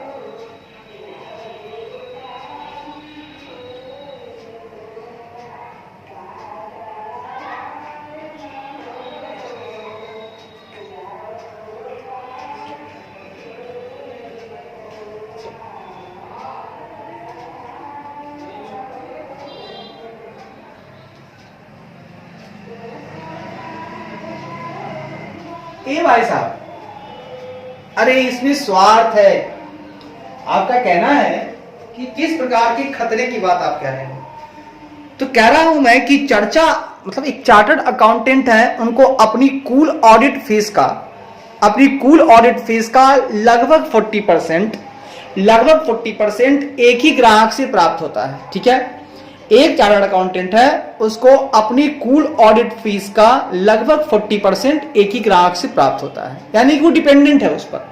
अब कह रहा है कि चर्चा करें कि यह इस ग्राहक के लेखा परीक्षक के रूप में चार्टर्ड अकाउंटेंट की स्वतंत्रता को कैसे प्रभावित कर सकता है।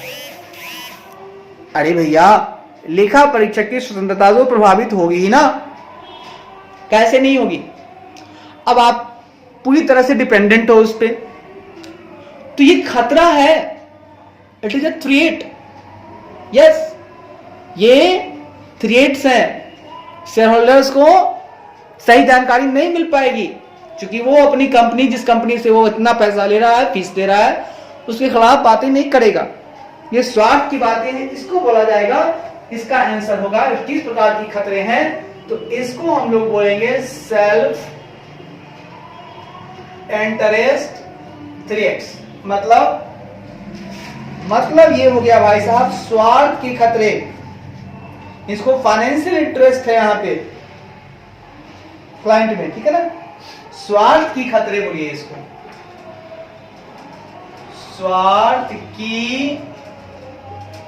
स्वार्थ की खतरे बोलिए आप, ठीक है।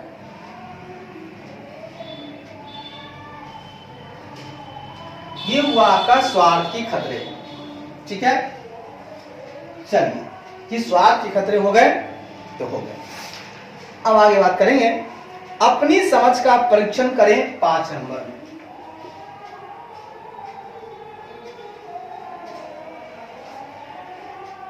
अपनी समझ का परीक्षण करें, अपनी समझ का परीक्षण करें। ये है आपका 5वां पॉइंट, है ना, 5वां पॉइंट। चलिए, अपनी समझ का परीक्षण करना है। और आइए 5वें पॉइंट की तरफ। कहता है CA Murali Madhavan provides accounting and book keeping services to a leading NGO engaged in environmental protection work.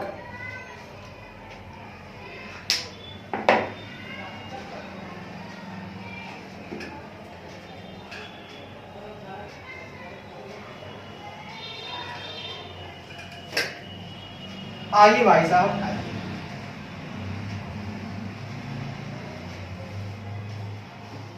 मैंने कहा, क्या कहा सुनिए।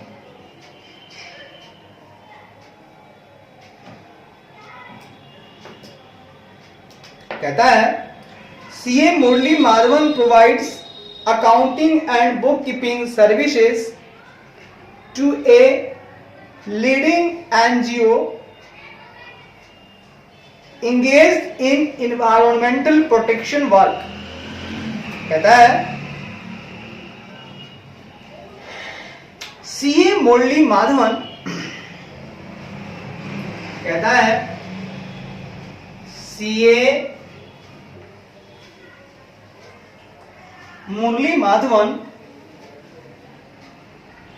सीए मुरली माधवन पर्यावरण सुरक्षा या संरक्षण, प्रोटेक्शन मतलब संरक्षण, सुरक्षा था सिक्योरिटी, ठीक है ना, प्रोटेक्शन संरक्षण, इन्वायरमेंटल पर्यावरण संरक्षण कार्य, पर्यावरण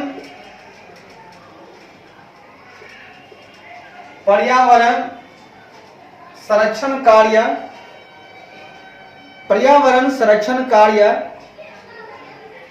पर्यावरण संरक्षण कार्य में लगे एंगेज, में लगे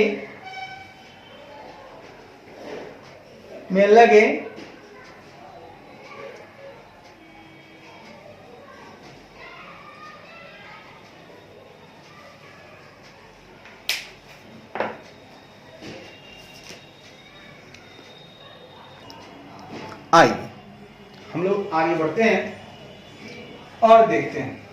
तो कहता है सीए मुरली माधवन पर्यावरण संरक्षण कार्य में लगे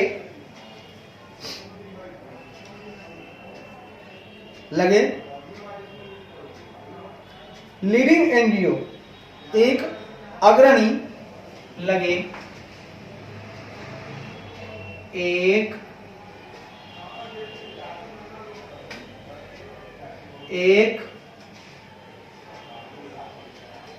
अग्रणी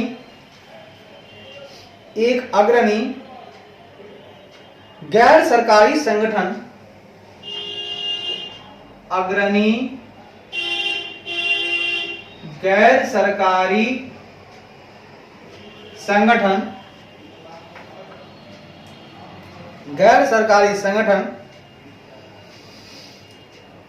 को अकाउंटिंग एंड बुक कीपिंग को लेखांकन और खाता बही सेवाएं को लेखांकन और खाता बही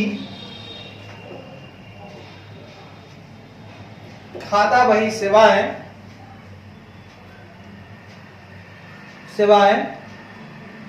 प्रदान करते हैं।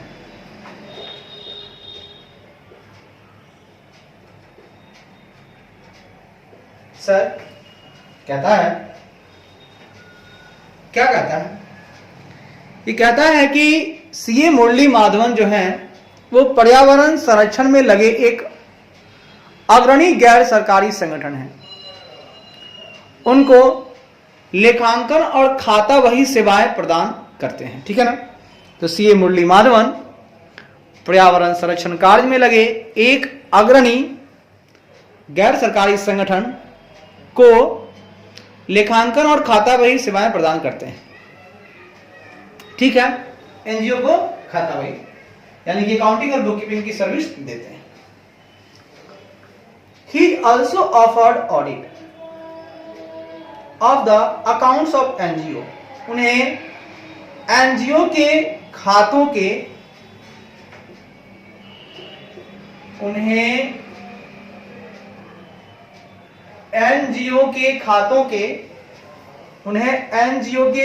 के लेखा परीक्षा की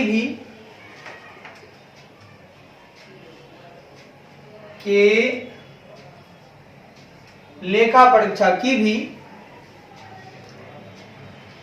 पेशकश की गई है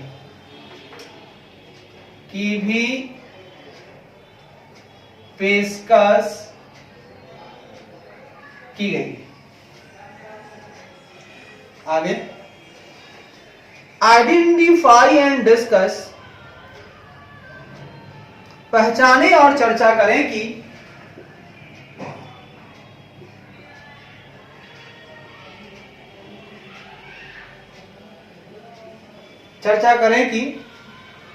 what kind of threat to independence may be involved in accepting such an engagement, कि इस तरह की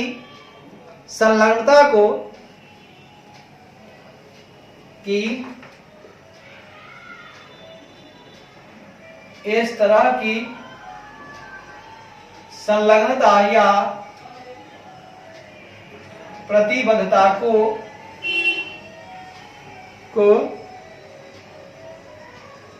स्वीकार करने से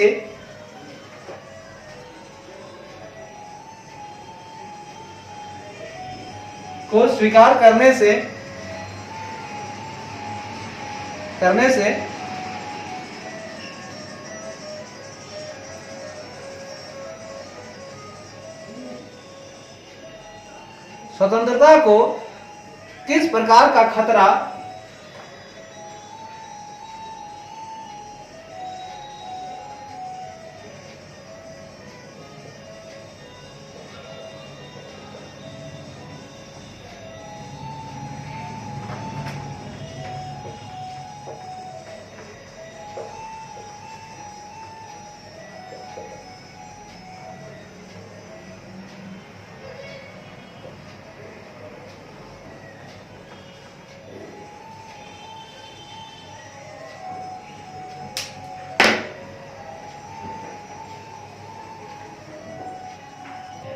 आइए भाई साहब, तो मैंने जो बातें आप सीखी है वो मैंने कहा है कि he also offered audit of the accounts of NGO. कहता है identify and discuss what kind of threats to independence may be involve in accepting such an engagement. कहता है भाई साहब, सीए मुरली माधवन जो है वो पर्यावरण संरक्षण कार्य में लगे एक अग्रणी गैर सरकारी संगठन को लेखांकन और खाता बही सेवाएं प्रदान करते हैं। ठीक है, सीए मुरली माधवन पर्यावरण संरक्षण कार्य में लगे एक अग्रणी गैर सरकारी संगठन को लेखांकन और खाता बही सेवाएं प्रदान करते हैं। ठीक है, अच्छी बात है। ठीक है, ठीक है, ठीक है, सेवाएं प्रदान करते हैं, अच्छी बात। अब उन्हें एनजीओ की खातों को लेखा परीक्षा की भी पेशकश की गई। अरे भैया, सब वो लेखांकन और खाता बही का काम कर रहे हैं, फिर आपने बोला कि एनजीओ का लेखा परीक्षा आप करो। अब आप पहचानिए और चर्चा करिए कि इस तरह की संलग्नता या प्रतिबद्धता को स्वीकार करने से स्वतंत्रता में किस प्रकार का खतरा शामिल हो सकता है। सर, यहां पे हो जाएगा सेल्फ रिव्यू थ्रेट्स। अरे भैया, जो पहले से अकाउंटिंग और खाता बही में लगे हुए हैं, तब तो वो अपने ही काम को चेक करेंगे ना, जब ऑडिट करेंगे भी भाई साहब खतरा हो जाएगा। इसकी जवाब में मैं दूंगा सेल्फ रिव्यू थ्रेट। इसका आंसर होगा सेल्फ रिव्यू थ्रेट्स। स्वतंत्रता में ये इंडिपेंडेंस के खतरे हो जाएंगे, जिसको बोला जाएगा आत्म समीक्षा के खतरे। आत्म समीक्षा के खतरे।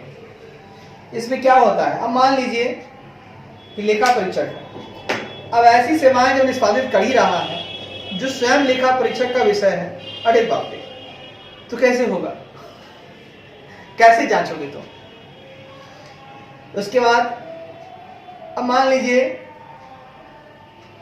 ठीक है, तो भैया स्व समीक्षा के जो खतरे हैं ये तब होती हैं जब पिछले ऑडिट या गैर ऑडिट कार्य में किसी निर्णय या निष्कर्ष की समीक्षा के दौरान या जब ऑडिट टीम का कुछ सदस्य पहले ग्राहक का निदेशक या वरिष्ठ कर्मचारी था। गैर ऑडिट सेवाओं में वित्तीय विवरण की ऑडिट या समीक्षा के अलावा ऑडिटर द्वारा किसी इकाई के प्रदान की गई कोई भी पेशेवर सेवाएं शामिल है। देखिए ना, आप क्या कर रहे हो इनमें, जैसे कि आप ऑडिट का भी काम कर रहे हो और गैर ऑडिट भी काम कर रहे हो। हाँ सही बात, तो गलत हो जाएगा। आइए इस तरह समझ गए। अब आइए एक हम और करेंगे टेस्ट अंडरस्टैंडिंग 6 है। आइए छठा क्या कहता है देखते हैं। तो 5 तक हम लोगों ने परीक्षण कर लिया, ठीक है। ये अब हमें छठा का परीक्षण करना है, आइए देखते हैं।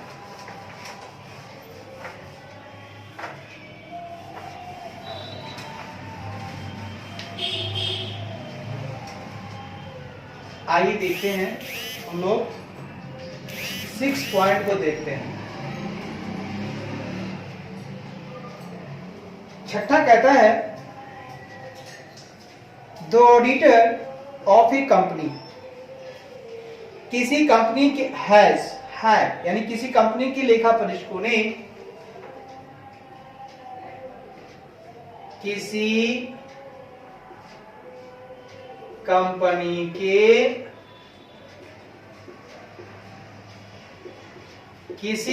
के लेखा परीक्षकों ने किसी कंपनी के लेखा परीक्षकों ने only relied upon management representation letter regarding treatment of certain tax matter under appeal by the company, ने कंपनी द्वारा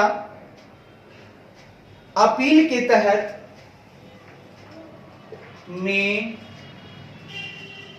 कंपनी द्वारा अपील का मतलब प्रार्थना, द्वारा अपील मतलब प्रार्थना, ठीक है। अपील हिंदी में लिख सकते हैं, अपील का मतलब अपील ही होता है, अपील करना, प्रार्थना करना। तो अपील के तहत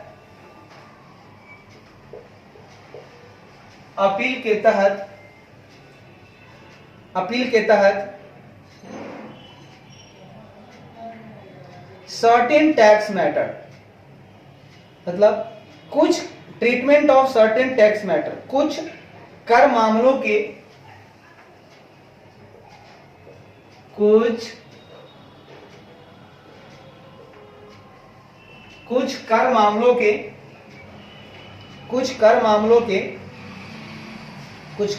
के ट्रीटमेंट रिगार्डिंग ट्रीटमेंट व्यवहार के संबंध में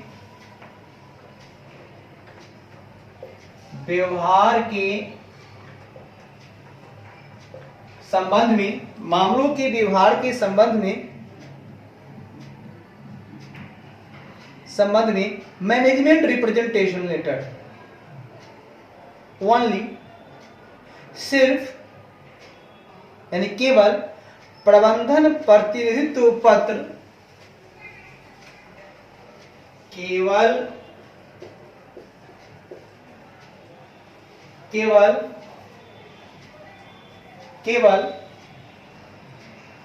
प्रबंधन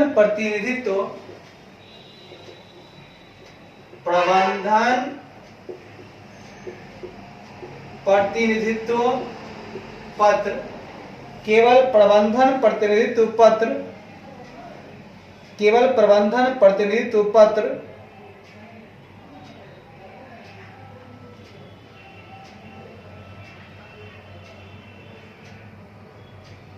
केवल प्रबंधन प्रतिनिधित्व पत्र रिलायड अपॉन, पत्र पर भरोसा किया है, पत्र पर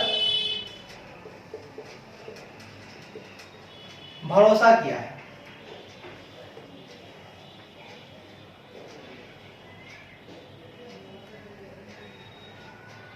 ठीक है सर, कहता है the auditors of a company have only relied upon management representation letter regarding treatment of certain tax matters under appeal by the company. कहता है, एक क्वेश्चन आ रहा है आपको कि किसी कंपनी के जो लेखा परीक्षकों ने क्या किया है कि कंपनी द्वारा जो प्रार्थना है उस प्रार्थना के तहत क्या किया है कि कुछ कर मामलों, कुछ टैक्स मैटर्स के व्यवहार में, मतलब ट्रीटमेंट में के संबंध में, रिगार्ड में केवल प्रबंधन प्रतिनिधित्व पत्र मैनेजमेंट रिप्रेजेंटेशन लेटर पर भरोसा किया है। मतलब मैनेजमेंट ने कहा कि भैया हमने बढ़िया से काम किया है, मैंने जो भी कर देना था मैंने दिया है, और भैया आप लेखा परीक्षक को आपने भरोसा भी कर लिया। अरे बाप रे बाप, आपने कुछ बातों पे भरोसा कर दिया, अरे बाप रे। फिर कहता है the auditor have not carried out any other audit procedure to justify management's treatment of the said tax matter under appeal in the financial statement। लेखा परीक्षकों ने वित्तीय विवरणों में लेखा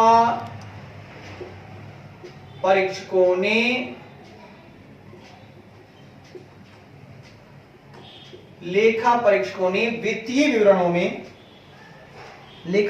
वित्तीय विवरणों में प्रार्थना के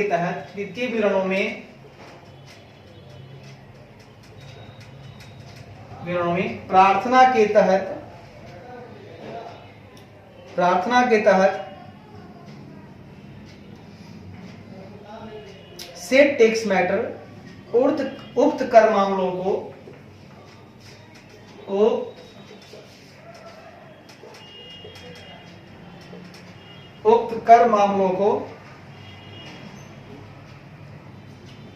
सेट टैक्स मैटर उक्त कर मामलों के व्यवहार को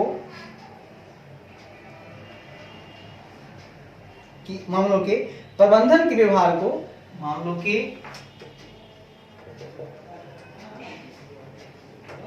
प्रबंधन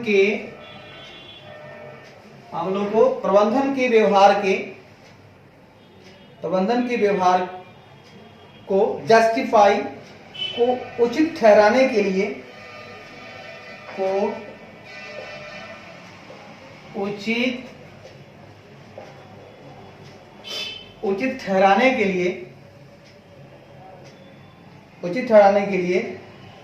not carry out any other audit procedure के लिए कोई अन्य लेखा परीक्षा प्रक्रिया नहीं अपनाई है। कोई अन्य लेखा परीक्षा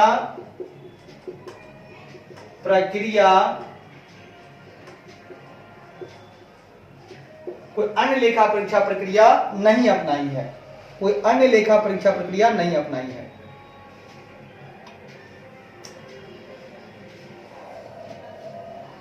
सर,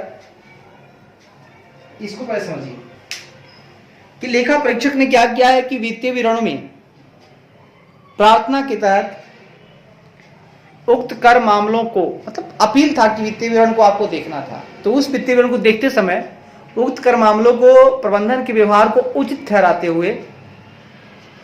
ठहराने के लिए कोई अन्य लेखा परीक्षा प्रक्रिया नहीं अपनाई गई है। मतलब लेखा परीक्षक ने कहा कि चलो उसकी बात को विश्वास कर लेते हैं, हम कुछ और नहीं मांगेंगे, नहीं मांगा। आइए दोस्त, आइए। तो यहां जो बातें हो रही थी कि किसी कंपनी के लेखा परीक्षकों ने कंपनी द्वारा अपील के तहत कुछ कर मामलों के व्यवहार के संबंध में केवल प्रबंधन प्रतिनिधित्व पत्र पर भरोसा किया है, केवल। और लेखा परीक्षकों ने वित्तीय विवरणों में प्रार्थना के तहत उक्त कर मामलों को प्रबंधन के व्यवहार को उचित ठहराने के लिए कोई अन्य लेखा परीक्षा प्रक्रिया नहीं अपनाई है। भैया आपने क्यों नहीं अपनाया? दूसरा, बस आपको मैनेजमेंट ने कहा आपने बात मान ली, ऐसा क्यों किया? अब आगे बढ़िए। कहता है what is lacking on part of auditors in such A situation. ठीक है, ऐसी स्थिति में लेखा परीक्षकों की ऐसी स्थिति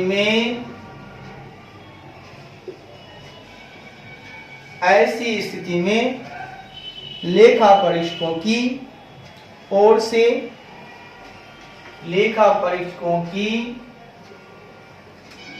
से ऐसी स्थिति में लेखा परीक्षकों की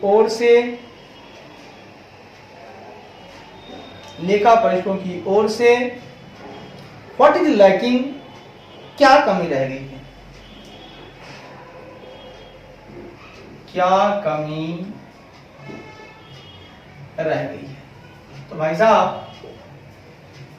अब आप यहां देखिएगा, कमी की बात मैं अगर करूं तो यहां कमी तो रह गई, क्या कमी रह गई? तो साहब किसी कंपनी के लेखा परीक्षकों ने कंपनी द्वारा प्रार्थना के तहत कुछ कर मामलों के व्यवहार के संबंध में अगर केवल प्रबंधन प्रतिनिधित्व पत्र पर ही भरोसा किया है और लेखा परीक्षकों ने वित्तीय विवरण प्रार्थना के तहत उक्त कर मामलों को प्रबंधन के व्यवहार को उचित ठहराने के लिए कोई अन्य लेखा परीक्षा प्रक्रिया नहीं अपनाई है, तो ऐसी स्थिति में लेखा परीक्षकों की ओर से कमी रह गई है प्रोफेशनल स्केप्टिसिज्म की। उसने कोई संशयवाद की बात ही नहीं की। मतलब अगर वो क्वेश्चनिंग माइंड होता तो बहुत सारे सवाल उठाता और भी बातें करता, अलर्ट होता। अलर्ट नहीं है, इसलिए इसमें कमी है आपको प्रोफेशनल स्केप्टिसिज्म। चलिए ठीक है, अब आगे बात करते हैं। तो कहता क्या है सुनिए।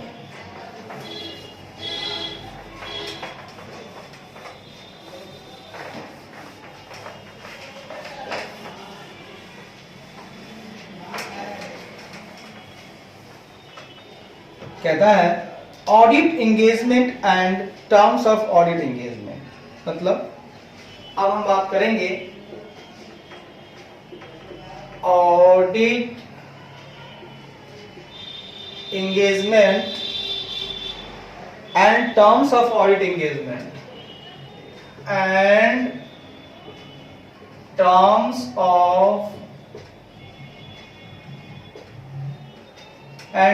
of audit engagement। मतलब लेखा परीक्षा सहभागिता, लेखा परीक्षा सहभागिता और लेखा परीक्षा सहभागिता की शर्तें और लेखा परीक्षा सहभागिता की शर्तें। लेखा परीक्षा सहभागिता क्या होता है, उसकी शर्तें क्या होती हैं, आइए बात करते हैं क्या क्या होता है। कहता है An audit engagement involves, एक ऑडिट संलग्नता में एक लेखा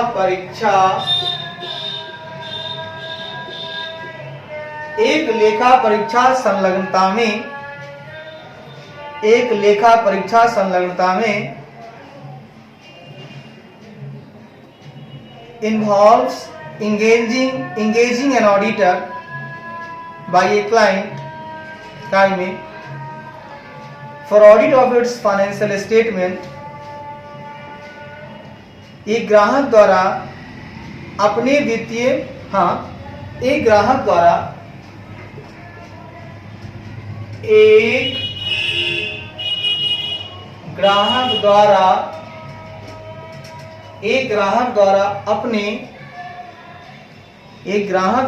अपने वित्तीय विवरणों के लेखा परीक्षा के लिए अपने वित्तीय विवरणों के लेखा परीक्षा के लिए वित्तीय विवरणों के लेखा परीक्षा के लिए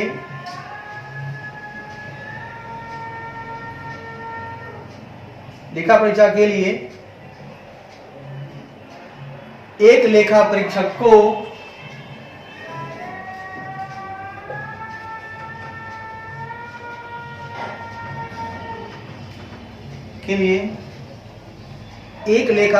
को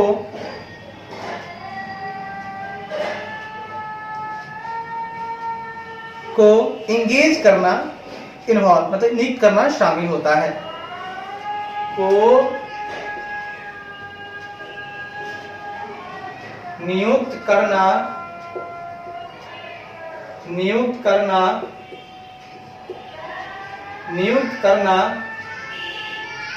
शामिल होता है। ठीक है, नियुक्त करना शामिल होता है। ठीक है, बढ़िया है।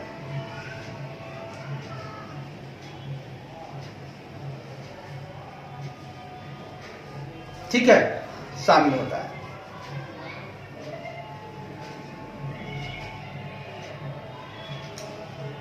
सर ये क्या बात हुई? मैंने कहा an audit engagement involves engaging an auditor by a client for audit of its financial statement.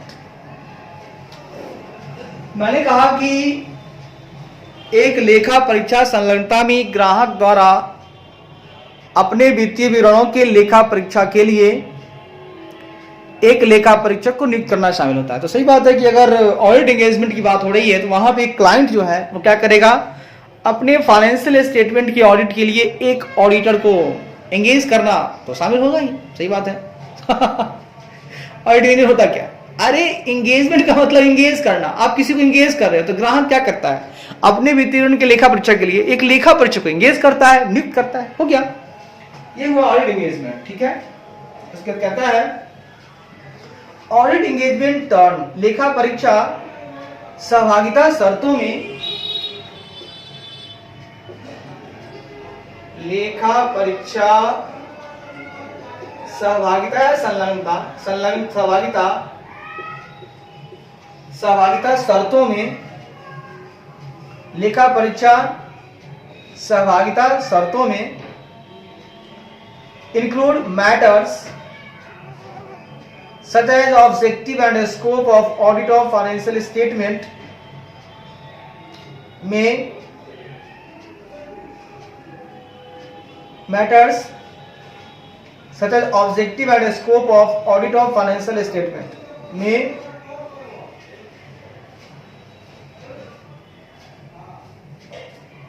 में वित्तीय विवरणों की लेखा परीक्षा का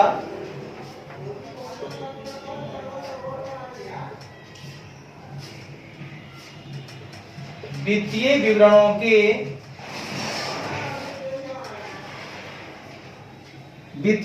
के लेखा परीक्षा का ऑब्जेक्टिव एंड स्कोप उद्देश्य और दायरा का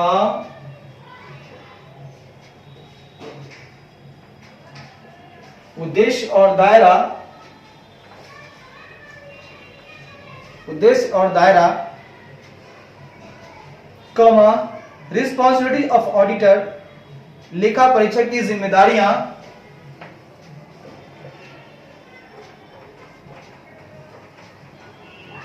लेखा परीक्षक की जिम्मेदारियां रिस्पॉन्सिबिलिटी ऑफ मैनेजमेंट प्रबंधन की जिम्मेदारियां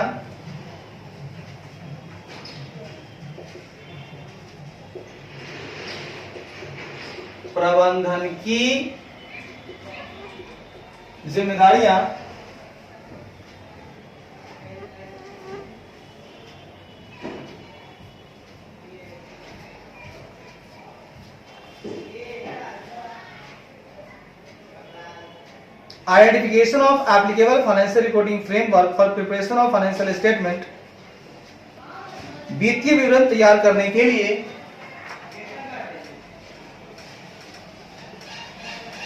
वित्तीय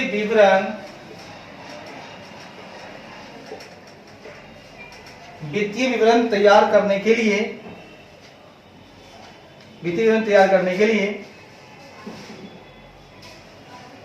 लागू वित्तीय रिपोर्टिंग ढांचे, लागू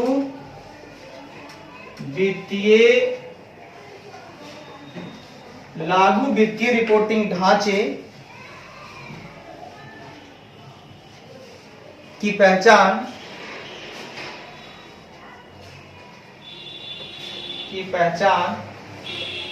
और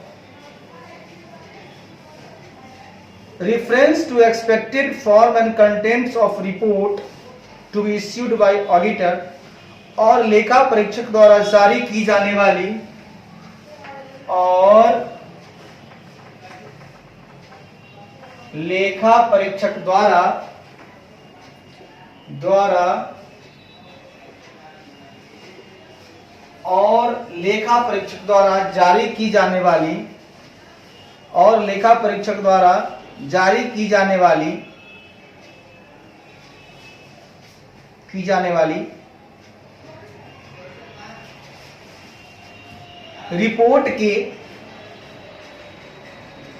रिपोर्ट के अपेक्षित प्रारूप और सामग्री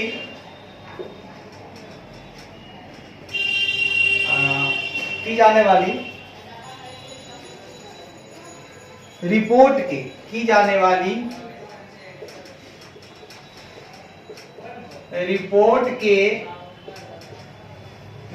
के अपेक्षित प्रारूप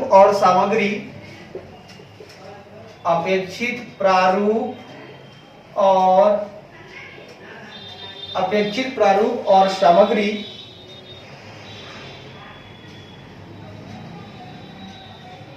है ना, का संदर्भ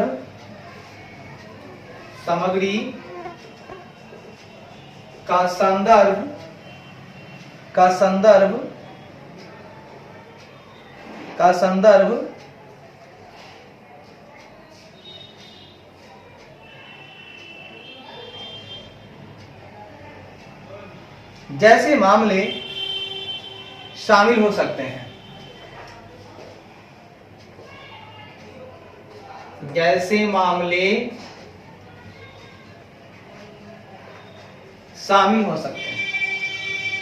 सर ये क्या बात हुई? देखिए क्या हुआ, सुनिए। कहता है audit engagement terms can include matters such as objective and scope of audit of financial statements, responsibilities of auditor, responsibility of management, identification of applicable financial reporting framework for preparation of financial statements, and reference to expected form and contents of report to be issued by the auditor. हाँ क्या